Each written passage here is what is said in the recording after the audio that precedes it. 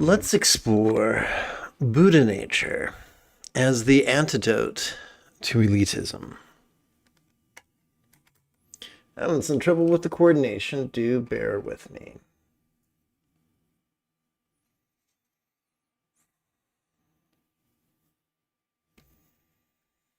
Tonight's lesson is drawn from the 36th verse of Yong-jia xuan-jue's Song of Enlightenment. Let's chant. A single moon is reflected in every drop of water. Within every drop of water is held a single moon. Every Buddha's Dharma body is my nature. My nature is one with every Tathagata. So let's start with brass tacks. What do we mean by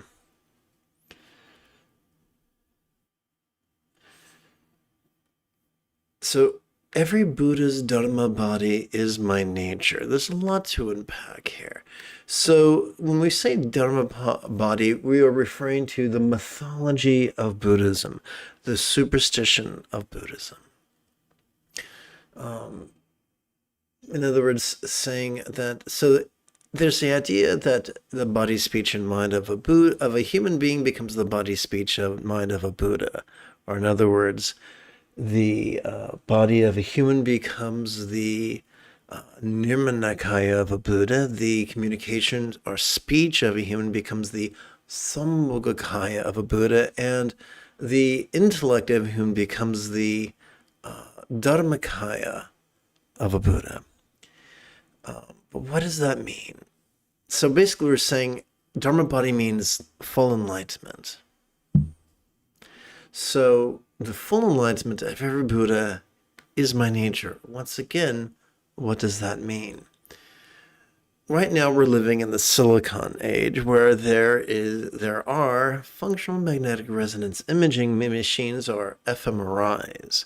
But back in the Iron Age, clearly they didn't have that. And so when they referred to the three bodies of a Buddha, they could refer to the idea of awareness and letting go, bliss and letting go, and love and letting go. What is the neuroscience of that?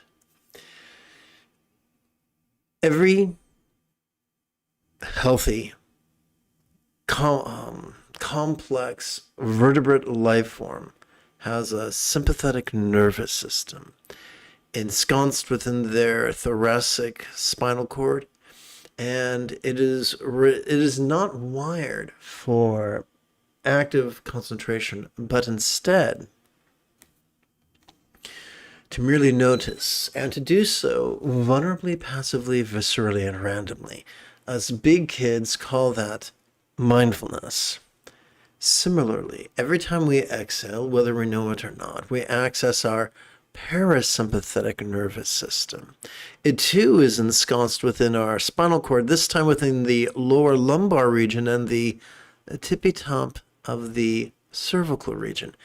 It's wired for both physical relaxation and mental release, though correlates with our exhalation, known as meditation. A few inches back from our forehead, we have a hunk of meat known as the anterior cingulate gyrus. This functions as the seat of empathy, the hub of our mirror neurons. These three together, arguably, are the key to our Sambhogakaya, Dharmakaya, and Nirmanakaya. Or in other words, our Buddha nature, our Buddha, the mechanism which allows us to not only practice the Buddha's Eightfold Path, but master it to the degree that we practice it spontaneously, habitually, easily, and effectively. So what we're saying here is there's this idea of vertical duality. There's the enlightened ones, and then there's us, and they're great, and we suck. But what this is saying is, no, dude, we all have the same Buddha nature. We are all capable of noticing and releasing and loving. And so at this part, the first half of the verse, the author is referring to a classic work of Mahayana literature, the Avatamsaka Sutra, or the Flower Adornment Discourse. And a common theme is one in all and all in one, which sounds a little bit like the Three Musketeers, but not really. And so what we see here is, if you go outside on the plain, on a clear night, on a cloudless night, on the full moon, we can see a single moon reflected in many, many, many drops of water, especially, when we see, condensation, wherever we see water. If there are lakes, or if there are puddles on the ground, or if you just set out pitchers or basins with water, you'll see the same one moon reflected in numerous reflective surfaces. And then they take the same statement and then they reverse it. So they start with a single moon, and they talk about the objects of reflection, and then when they begin with the objects of reflection. Every water drop is held as single moon. So it's just repeating something in reverse order for the sake of emphasis. And there's also something poetic about restating something almost as a mirror image or a bookend. And if one is to make sense of the Shastras, one must not read it as an engineer, but as a poet. So, regardless of how badly each of us has fucked up in the past, we each, as long as our central nervous system is intact, as long as we're still able to draw breath, then we still can gain access to the mindfulness of our sympathetic nervous system, the meditation of our parasympathetic nervous system, and the empathy of our anterior cingulate gyrus. Every Buddha's Dharma body is my nature, is my nature to notice and let go and love. And now we take the same thing and we're going to reverse it, and kind of like a mirror image. My nature is one with every Tathagata. And remember, Tathagata is literally translates as thus come one. It's one of many synonyms of the Buddha, but it is the synonym of the Buddha that is used most frequently in this Shastra. So, what do we take away from this whole Megillah? Simply this.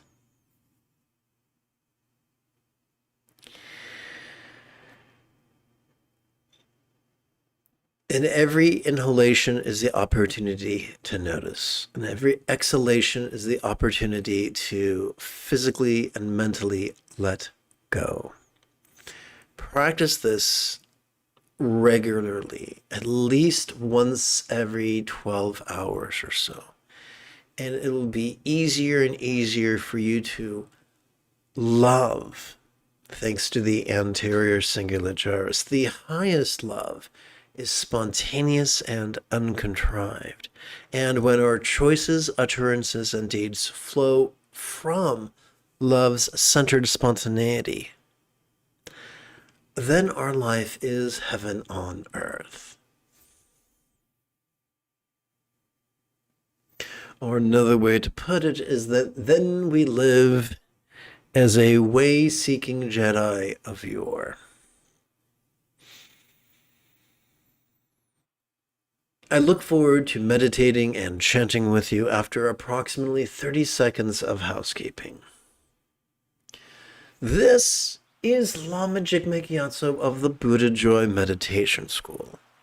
For more than 30 years, I spent more than 8 hours a day, every day, studying, practicing, mastering, and reverse engineering the teachings and techniques of many schools of Taoism and each school of Buddhism so that you would not have to. Welcome to Meditate Like a Jedi, which is made possible due to the generosity of viewers just like you. This evening, let us practice the gentle Zen sadhana. I guess I should say perform the gentle Zen practice.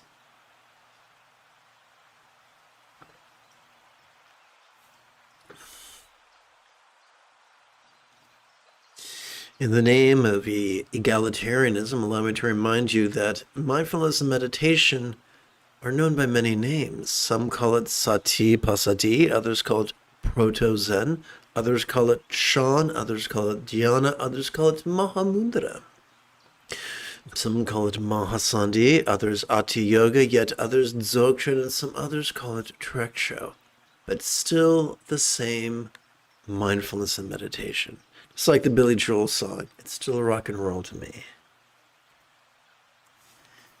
About 100 years before the Buddha, Lao Tzu collected his 81 poems of the Tao Te Ching. In it, he refers to the three treasures. Some translators refer to that as simplicity, patience, and compassion. However, after the teachings of the Buddha disseminated, Ancestor Wu redescribed the three treasures of the Tao as Jing, or form, Qi, or breath, and Shen, or mind. And I find makes meditation a lot more easy to understand. So let's explore meditation from the paradigm of form, breath, and body. Upon the path of Yang, those upon the path of Yang think that being rigid, fearful, controlling, elitist, cryptic, competitive, and cruel is Jim Dandy. They also think concentration upon the breath is a wonderful thing. But then they wonder why they're not loving. And so they try to contrive love and wonder why it doesn't work. Upon the path of Yin, we think that being flexible, loving, laid back, egalitarian, lucid, cooperative, and kind is where it's at. And so upon this path of flexibility, we do not concentrate upon the breath. Instead, we treat the breath like a metronome. Or I should say the way a musician or a musical student treats a metronome. When we notice that we're breathing in, we can mentally recite sitting tall, thus instructing our bodies to sit in such a manner as to create a vertical traction between our tuchus and our head. When we notice ourselves exhaling, we can silently and mentally recite relaxing, instructing our bodies to release.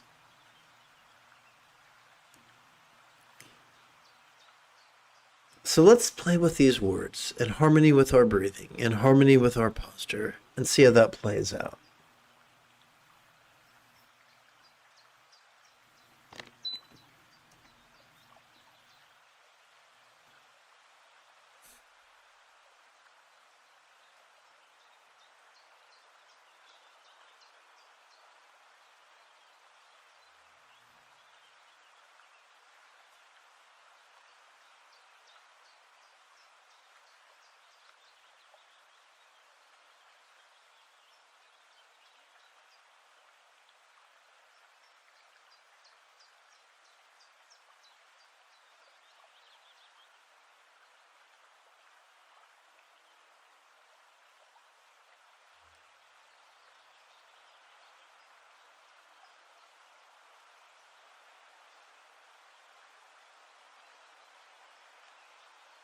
On the path of Yang, there is a line that we're not supposed to think. Our mind's supposed to be a blank. We're only supposed to think about one thing, and that one thing is of our choosing. Kind of rigid, kind of controlling, don't you think? Upon the Buddha's path, we choose to be flexible. We choose to be laid back. And we understand that our minds have evolved to perceive and emote and intend and reason and recall and imagine. And it's not our job to control those things, but to simply notice them and to notice them vulnerably and passively and viscerally and randomly.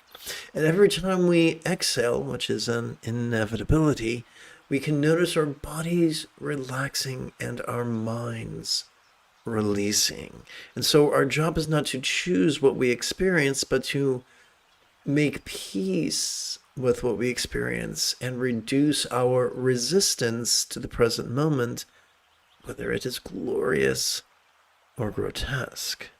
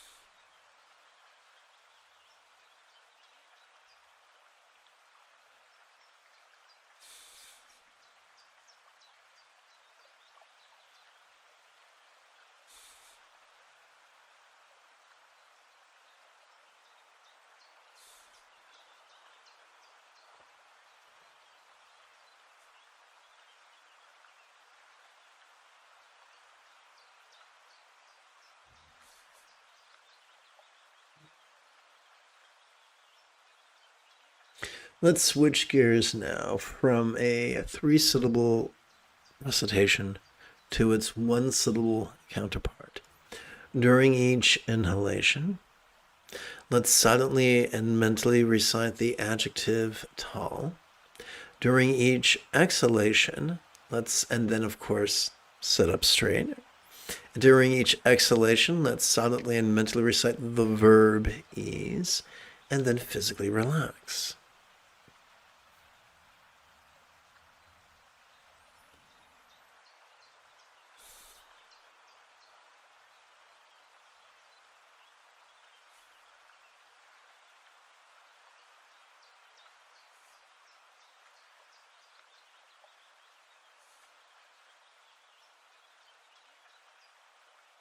There is a Soto Zen aphorism or slogan.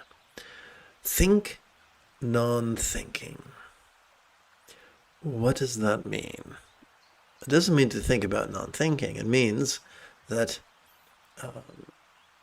every time we relax into our exhalation, whatever we noticed during the previous inhalation could begin to feel as if it was less graspable, perhaps as non-graspable as a vast, empty void, like the illusion of the infinite azure sky on a bright and beautiful cloudless morn that, although is tantalizing to the eye, is non-graspable to the hand.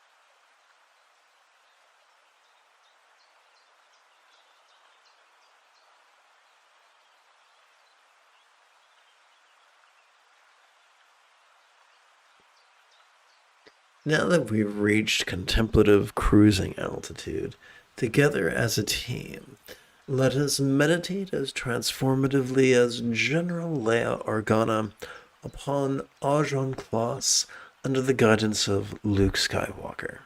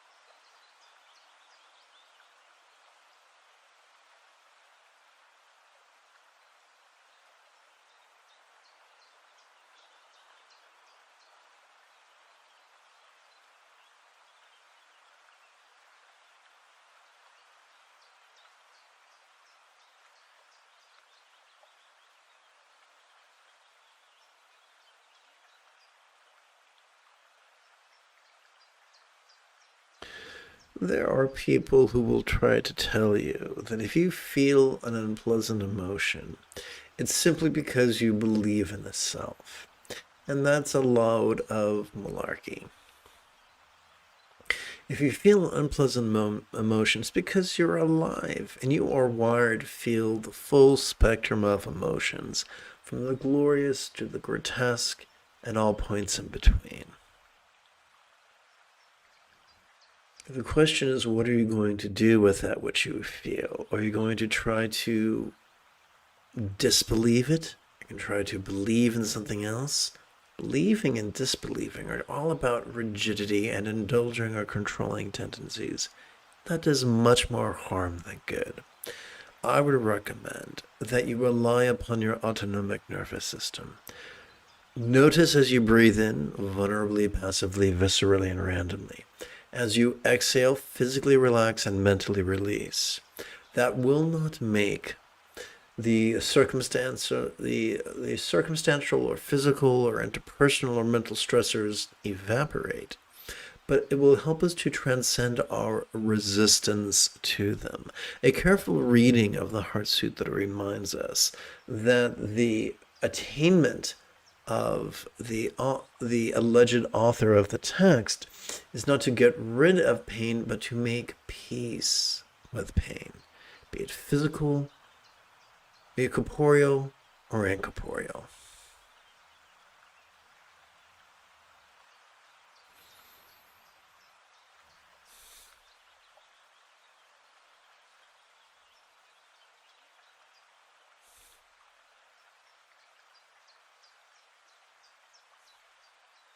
I once had a conversation with a couple of Pentecostals, and they told me that if I had great faith, I would never experience any illness, and that it's an act of blasphemy to even label a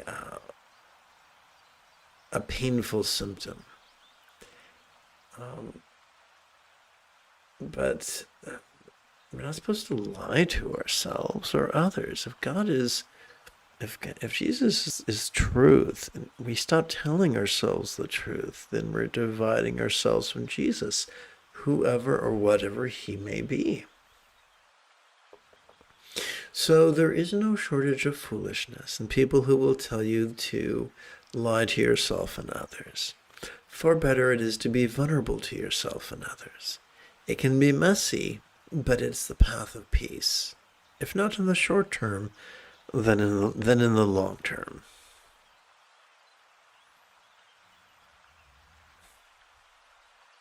If you've just joined us, welcome aboard. The moment you have a specific question about Buddhist chanting, Buddhist meditation, Buddhist philosophy, or how to apply them, simply type your question in great detail in the chat window. Please do not hold your questions until the end. Instead, strike while the iron is hot. As you breathe in, silently and mentally recite the adjective tall to remind you to sit up nice and straight, as if there was vertical traction between your head and your tuchus. As you exhale, please silently and mentally recite the verb ease, reminding your body to relax and your mind to release.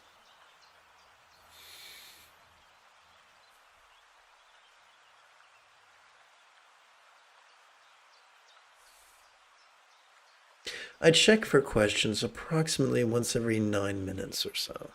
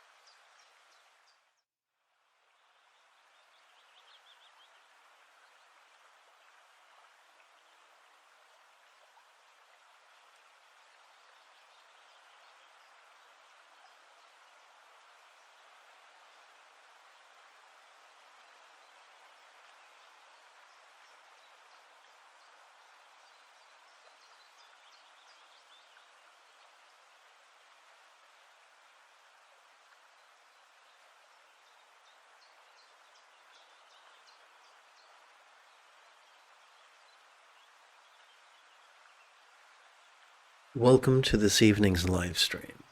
The moment you have a specific question about Buddhist chanting, Buddhist meditation, Buddhist philosophy, or how to apply them, simply type your question in great detail in the chat window. Please do not wait until the end, but rather strike while the iron is hot. If you just joined us, as you breathe in, please silently and mentally recite the adjective tall, that you might remind your body to sit up nice and straight, as if there was a vertical traction between your tush and your head. During every exhalation, please silently and mentally recite the verb ease, that you might remind your body to relax.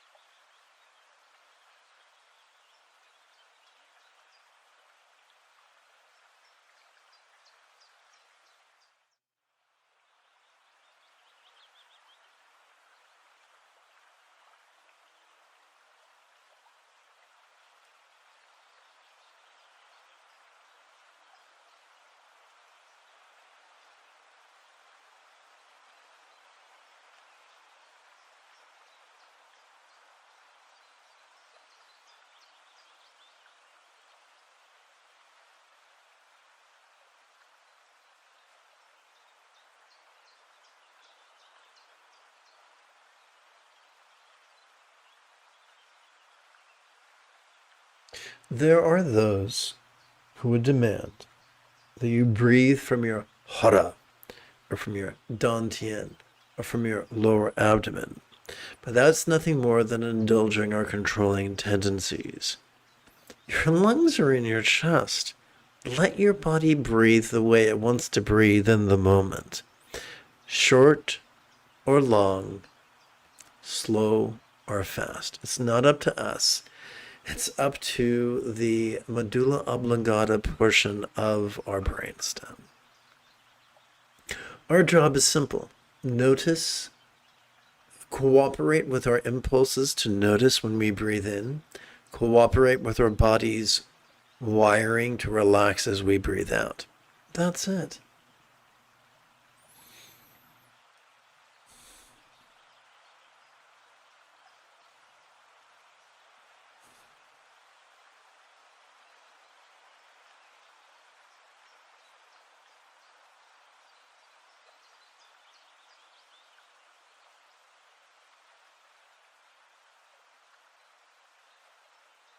Peace does not come to us from the stories we tell ourselves.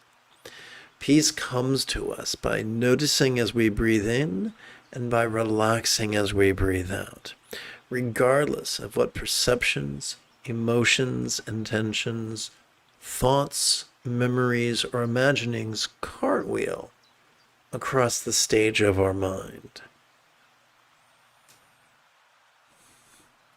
They come and they go, be they glorious or grotesque.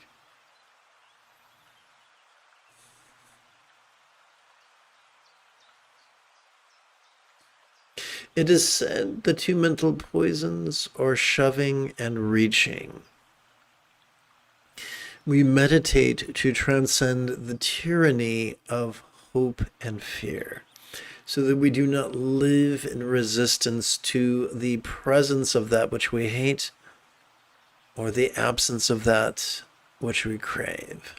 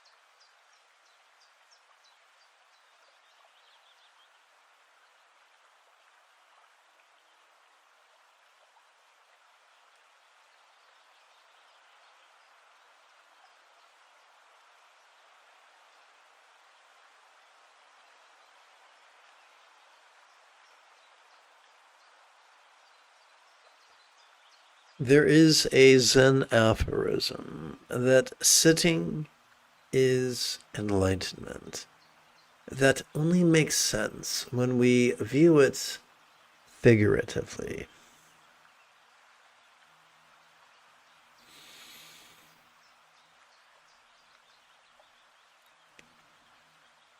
As we sit in meditation, noticing as we're breathing in, relaxing as we're breathing out, we're practicing the Eightfold Path. When we master it, we are enlightened. How do we know when we've mastered something? When we practice it spontaneously, habitually, easily, and effectively. Usually, by that point, we stopped asking if we've mastered it. In the interim, what are we to do with all our goal-oriented anxiety? Notice it as you breathe in. Relax as you breathe out.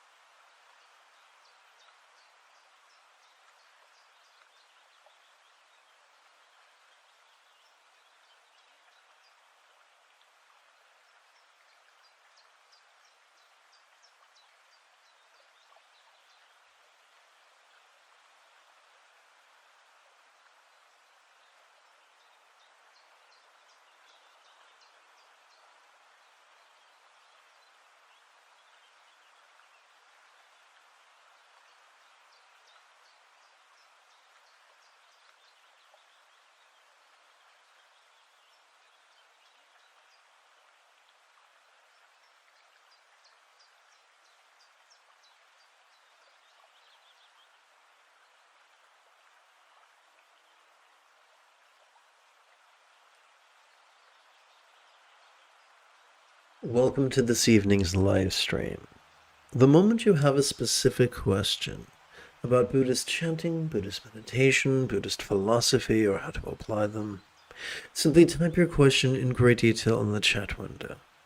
Please do not wait until the end of the live stream. Better it is to strike while the iron is hot. As you breathe in, please silently and mentally recite the adjective tall to remind your body to sit up nice and straight. During your exhalation, please silently and mentally recite the verb ease to remind your body to relax. Doing so, every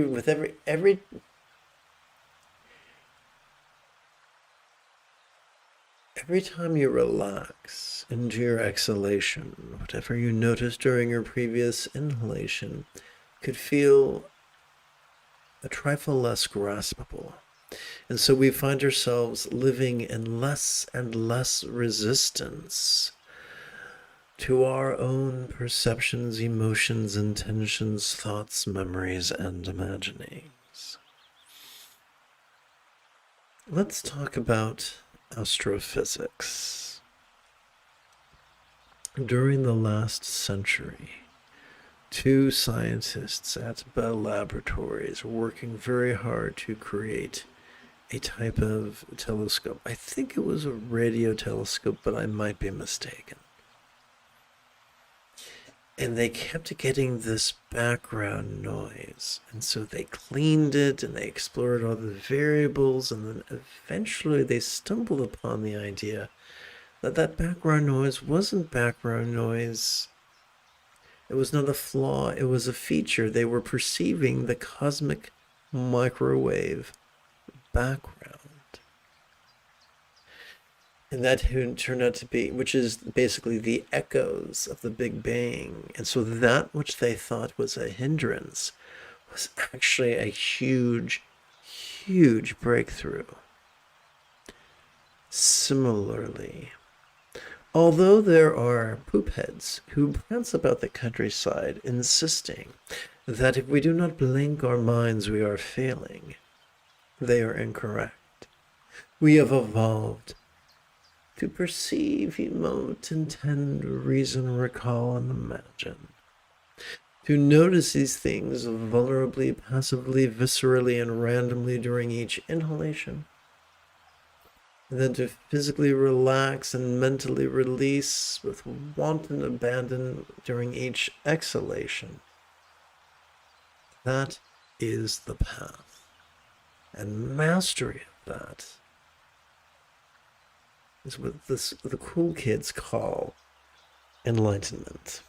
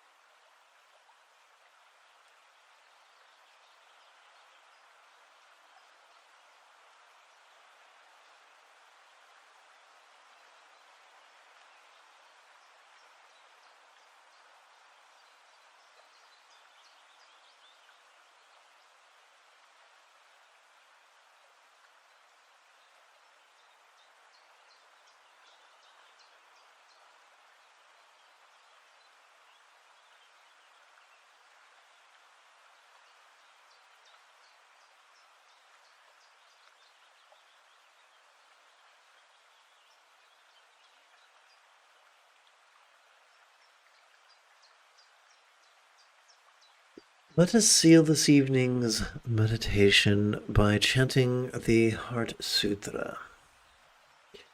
It is said that Quan Chi and Pusa an archetype of love and letting go, while moving in the deep peace of the perfect understanding of awareness and release. Shed light on the five aggregates and found them equally empty.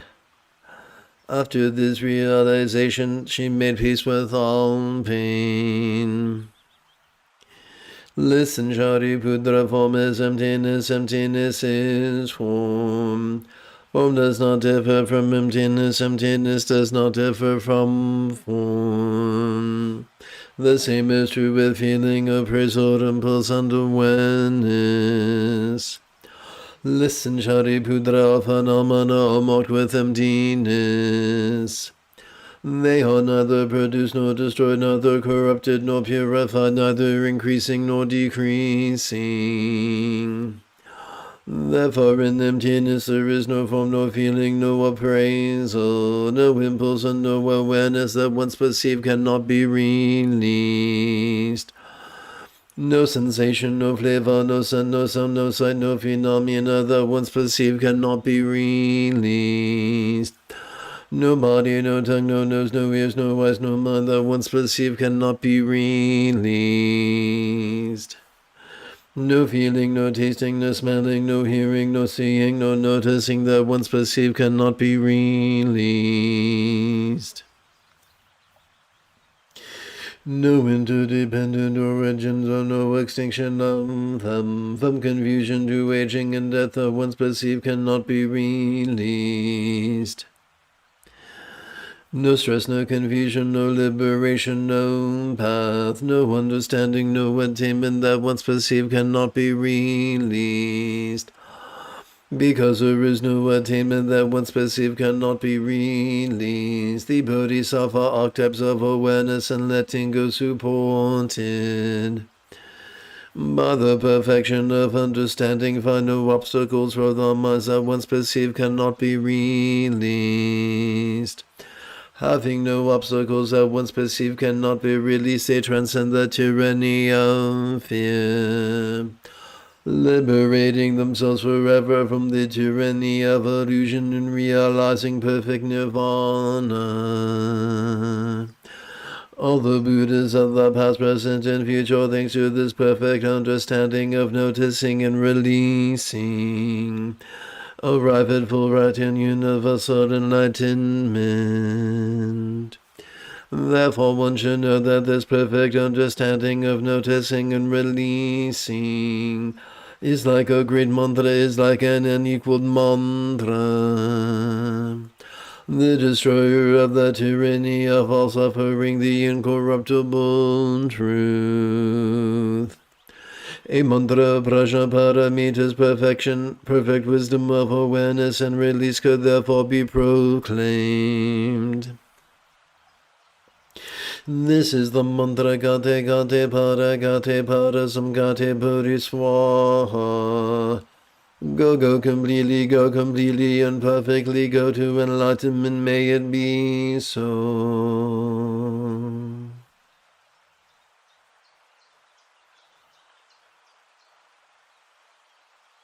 If you feel that I have earned it, you could give this live stream a thumbs up. You could even help support this channel. In approximately 10 hours or so, I would very much like to return to lead tomorrow's early meditation class and group practice. And if you are as geeky as me, may the Force be with you always.